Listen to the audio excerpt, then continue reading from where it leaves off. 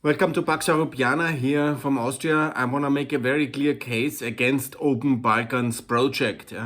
This is not the correct way.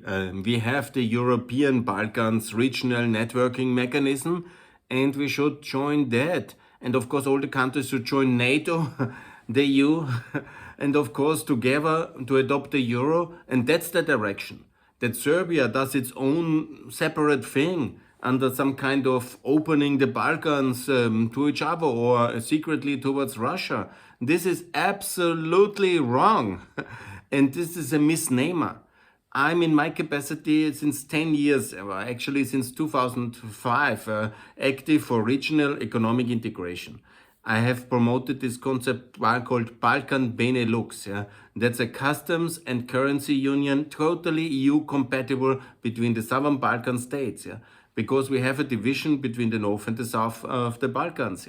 There's a different kind of realities in both directions, and especially the influence and the dominance mentally of Russia is much higher in the Serb community in Bosnia and in Serbia, obviously, as we see very much in 2022 when the Serbs not even join the EU sanctions and don't close the airspace.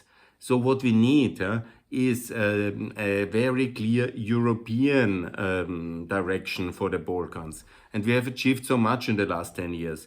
And now the Serbs are trying, backed up by the Russians, to roll it back. In Montenegro, they make massive interventions in the political system. And they have quite some progress. They have a majority with the Serb party and also with this URA party, and not a full majority, but they have the prime minister currently. And I want to talk especially about Montenegro because I have covered already the rollback in Bosnia a lot and also in Kosovo in the other video. And now I would like to focus on Montenegro. Montenegro is almost perfect country. Montenegro has done everything right in terms of the currency, the euro, NATO membership 2017, then having a big progress in the EU integration. Montenegro is really the most advanced country in all aspects. So why then to join a Serbian-led project of an Open Balkan when you have already the close direction towards the European Union? The only one who is to blame here is maybe France or the European Union or the protectionist and the rejectionist in Brussels who say no to Montenegro in 2024 to be the test case already in the European Union, like we did it for Croatia a decade ago. And it worked so well. And now Croatia is already in Schengen this year and next year and comes to the Eurozone and all these successes. They would have never been possible if we didn't have this courage a decade ago. Sorry, I'm getting better, but I'm still not perfect. Situation is Montenegro is perfect, and it has, of course, internal divisions, and there needs a huge investment still in infrastructure, and of course it's a lot to do because it was the periphery of Yugoslavia. It was always very poor country, and now it has just since 2006 basically normal European economic political development, and it's doing extremely fine for that. The economic data is very good and they are really catching up. But obviously what is the next step and where is the EU generosity is inside the European Union. So Montenegro needs to be inside. So why there is now all these conflicts and what's happening? Basically, internally the country is, in a way, like all countries are, quite politically divided. But the division lines are still going. Do you really endorse and love the statehood and the independence of Montenegro or less? And unfortunately, the Serb opposition, and now it's the governing party, they are, still reluctant, and they have this issue, do you consider yourself ethnically a Serb? Everybody can consider himself whatever or herself whatever she wants ethnically. There's no kind of, but the question is about identity. Do you endorse the Montenegrin state? And unfortunately, a lot of them don't.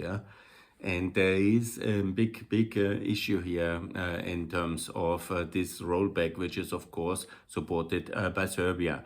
I made a lot of videos already about this Serbian house and this kind of counter-narrative against Montenegrin independence. But let me maybe say it like this, yeah. Montenegro was already independent country from 1878. It is a own identity, and we should endorse it. Yeah, it's not so easy in Europe, unfortunately. Yeah, and it will, I will be fine. Sorry, I have to apologize myself. But situation is like this. Montenegro will just be fine. And now, of course, I think all the support would be there for Montenegro in the European Union, and that is what should happen. I mean, the problem is then that obviously the Srpska Lista and the URA party together, and they are, of course, supported by Serbia, indirectly by Russia, whatever the amount of direct involvement is. And then they try to derail this EU integration process because it strengthens the independence of the identities. The success of NATO was already a brutal shock for them. The membership that happened in 2017 was so historic, so good. And now, of course, the next step would be EU membership. And then Montenegro is always and forever lost for the Serb-Russian case. Hooray! That we should achieve. How to achieve it? We need a coalition of friends of Montenegro in the European Parliament, from Italy, from Austria, from Germany, of course, also from Greece, and from all the Eastern European countries who are in NATO, most of them are, and we need to strengthen Montenegro. And we need to break this kind of concept of Serbian world as a revanchist Russian-backed project, and it's a recent incarnation of as Open Balkans. Yeah? And it would be very good if the Albanians and if the Macedonians leave the Open Balkan project. That's absolutely necessary, and I call on them to do that immediately. And then I think it would be anyhow over, because then it's only Serbia. Because Bosnia is now EU candidate country. From tomorrow on, Kosovo is applying on this historic day. Kosovo is applying for EU membership, and and then just the remaining missing part is, of course, then that Montenegro gets the direct access towards the European Union. And that, of course, everybody from our opponents wants to derail, because that would be the perfect thing 2024 in EU Montenegro. And what happened recently now, of course, you have seen the escalation in not in Serbia, but it was the escalation in the north of Kosovo, where the Serb forces wanted to militarily intervene, and the Americans have blocked them. And then you see this escalation in Montenegro, where basically they have voted in the parliament to reduce the powers of the president. With a very small majority, they have done that. And that's, of course, I mean, that was a very unconstitutional thing to do. Instead of appointing the constitutional court judges, which Montenegro should do, they have unfortunately done that step, and that was very escalatory. And I have made already a number of videos as well that we should reconsider the policy of the Western embassies in Montenegro, because especially since 2020, a lot of opposition towards Đukanović under the eminence of so-called change, and the idea was to work against him. But, you know, this was the wrong policy, because the alternatives were basically anti-Montenegrin identity. And so even when Mr. Đukanović is a long time obviously in power already, it's much better to work with him, because he is really the core of the state, yeah? And he is representing the whole Montenegrin narrative. So undermining him was undermining Montenegro, and there was no clear alternative available, and nobody has invented. And then the idea to have URA as a state-carrying kind of bigger party or political force has actually collapsed. The Serbs were more successful, more attractive, and they have had more to offer seemingly. And then there was never the electoral support for the URA anyhow there. So ultimately, and the Western embassies have never been able to have a political counter project of significance. And so I really I mean, the question is often maybe less interventionism and less dirigism would be better than this one, yeah. And having basically supporting the main party, even when it's a center-left-wing party with whatever nomenclatura background, but it's basically the establishment of the Montenegrin identity. And so I have already made the case during the local elections. It was not successfully, but I think it's much better to support DPS and Djukanovic than messing up the situation and trying to create counter forces and support them, which ultimately I tried my best to sow some divisions, because I saw Mr. Bazovic to really support of course, Ukraine.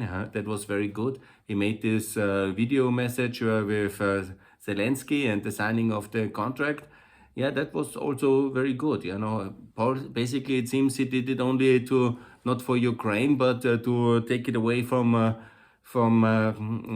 the president's office. And so now he seems to want to join Open Balkans, and that would be a really tragic mistake. Yeah? I mean, even if he does it, yeah, he will just show everybody that he is fully in the Serb agenda, and it will not be so meaningful for him as well, yeah, because he has a very small level of support electoral, and he will not increase it. But I would really prefer if the Western world, the NATO and EU, would have a different form of a policy. Dr. Vucic has created the Regional Cooperation Council, and he has led it for many years. And this is the way we have in Trieste, the Regional Economic Area. This is basically the way to integrate. And additionally, I repeat what I have proposed, the Montenegro model, the euro for all countries who recognize Kosovo, Bosnia to recognize Kosovo getting the euro, also Macedonia and Albania to get the euro, and then fast-track integration of the three NATO allies who are euroized in the European Union in 2024.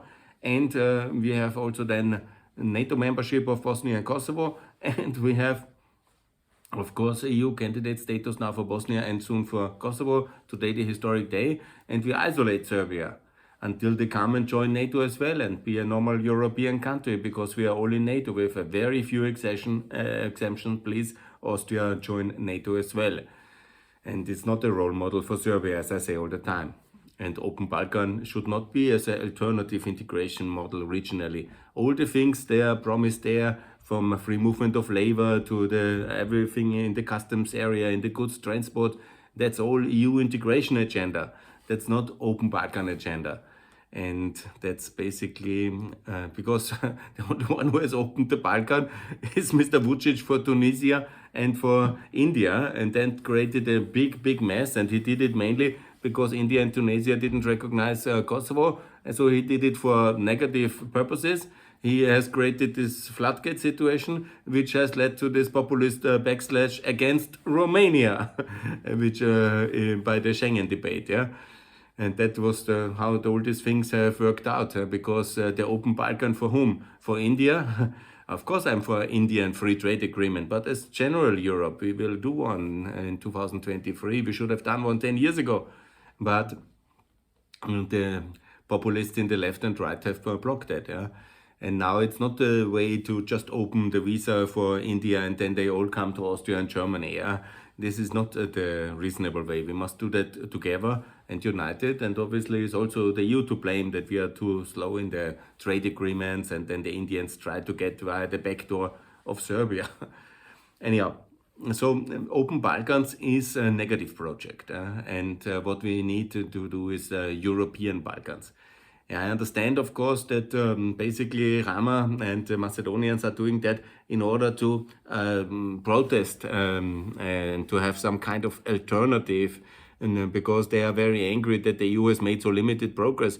But just, you know, in this year, we have made significant progress also for Macedonia and Albania in terms of the start of the negotiation, the breakthrough of July.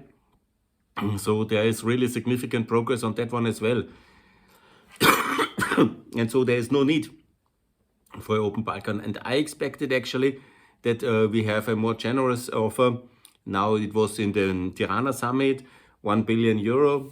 It's a good beginning, must be more. But then it would have been much better now to systematically say, okay, Albania, Macedonia, here you have the euro, and no to Open Balkan, and not even tempt Montenegro to join the Open Balkan, because that is the logic. We should have a group of the three NATO allies, Montenegro, North Macedonia, Albania, the NATO allies together, to form here a group, to bring them up to speed, get the euro in Albania, Macedonia, bring them into the EU, and so integration is happening, like with Croatia. Bravo. Then of course in Schengen as well. But unfortunately, the idea of appeasement is always the same, but then, the Americans basically are supporting Open Balkan, seems to me, and the people in Atlantic Council don't like me anymore because I oppose it, and they have this great idea to appease Mr. Vucic. Now, yesterday, Escobar had to threaten him with violence in case of intervention anyhow. So it was very clear. But the idea is to appease him with this kind of wishy-washy project is not the right way. Because remember, he has created this project just when he was basically forced to sit with the Kosovo Prime Minister in 2017 at the regional summit in Sarajevo. Then he said all this kind of equality with Kosovo, I certainly don't like. I don't like to sit with him on the same level. That was still at the time of Isa Mustafa. And then they created this alternative project of their own integration project just with the countries. They have no border conflict, Macedonia and Albania. And the victims, Montenegro, Bosnia and Kosovo, are not invited or don't want to come, obviously. Invited they are. But why should anybody go there under the invitation of Vucic playing along his game?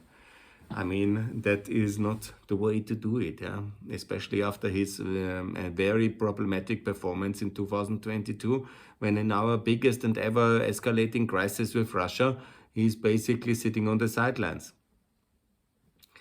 I understand the appeasement thoughts behind it, that we somehow give him something and, this will be nice and he will be happy, this will be so good, because Vucic feels himself great, has his kind of mini Yugoslavia, and then we doesn't hurt us a lot and he feels good. But, he doesn't keep up his kind of the bargain.